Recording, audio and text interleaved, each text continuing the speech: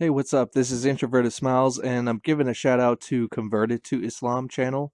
He has 30,000 subscribers, and he recently, in less than 24 hours, revealed that he has left Islam, but he did it in such a great way that I had to give him a shout out. He was still saying, Peace be unto you. I only wish peace on the Muslims. This is why I left Islam. And basically, in a nutshell, I'll put the link in the description, but he was saying that it was mainly the hadith that said that Muhammad's companions asked Muhammad if they could have sex with slaves that were defeated in battle. Their husbands were defeated in battle, and the companions were hesitant to have sex with them. So Muhammad said it was okay. And this is a issue that troubles a lot of ex-Muslims, and that's why they also leave the faith as well.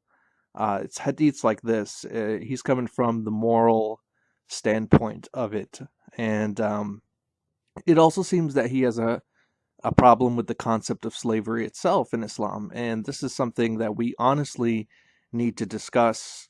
I don't think any Muslim, I would say the majority of Muslims, don't know about these hadiths, and it's something that we need to tackle and address from a moral standpoint. A question I'll often ask is to a Muslim is, are you willing to let the Taliban apply this hadith? For example, let's say the Taliban are in war and they capture some slaves, and let's say that slave was your sister, for example.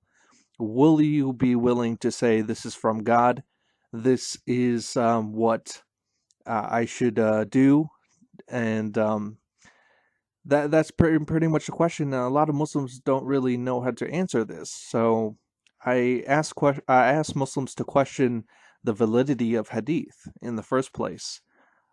Is this hadith moral? And the answer I got from the Imam when I ask this question is usually, well, the sex is consensual between the slaves and the person. So this is something that troubles us, because if you just defeat someone's family in war, are you willing to have one of your family members, whether it's your aunt or your sister or your mother, have sex with the so-called enemy immediately? How would you feel? Let's say if you had American soldiers invading a Muslim country, and they had they had this belief of wanting to have sex immediately after you're captured. And I would say, from the moral standpoint, if I was a woman, I wouldn't feel comfortable with this rule. So I love the way that he laid it out. He read the hadith in Arabic and English. And I called the Muslims to who's watching this guy, don't react violently, don't take offense to what he's saying. He's just speaking his mind. He's speaking what he finds to be the truth.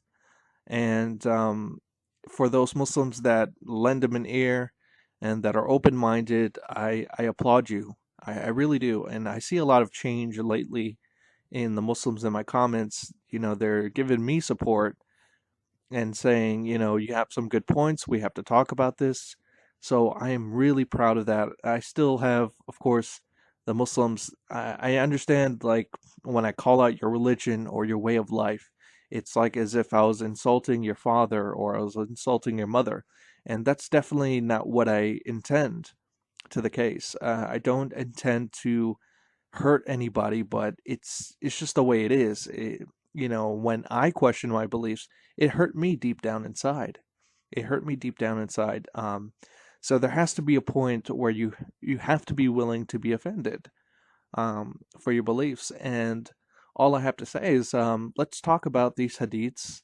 Um, let's talk about the concept of slavery in Islam. Is it moral or is it not moral? So this is the question.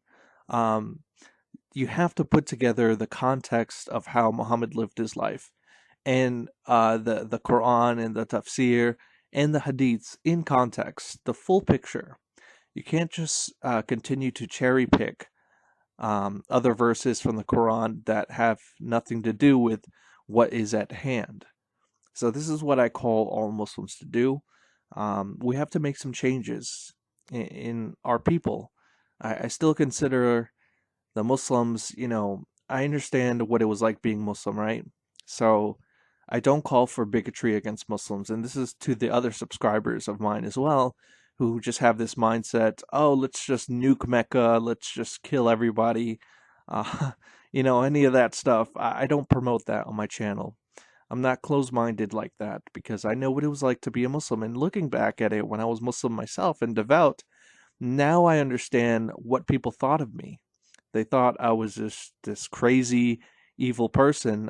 When I showed pictures of myself with a long beard and wearing the Islamic clothing, people are like, wow, you look like a really scary person.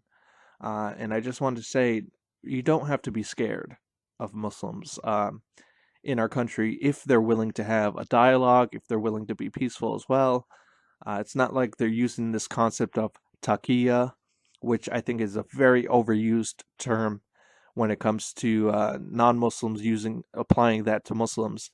It's more of that Muslims don't really know their religion, and you just have to be there willing to talk to them. And you have to look at it from a scholarly approach and look at the text itself and question the text. For example, is it very moral to for Muhammad to have sex with Aisha when she was 9 years old and he married her when she was 6 years old? Things of that nature. We have to have these types of discussions.